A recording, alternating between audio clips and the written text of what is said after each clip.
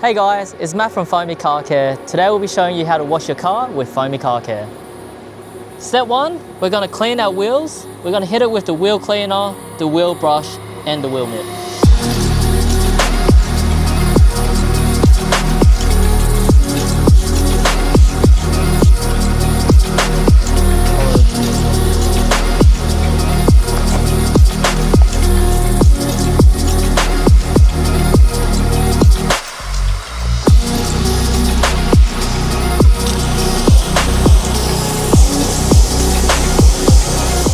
Step 2, we're going to get the exterior cleaned up.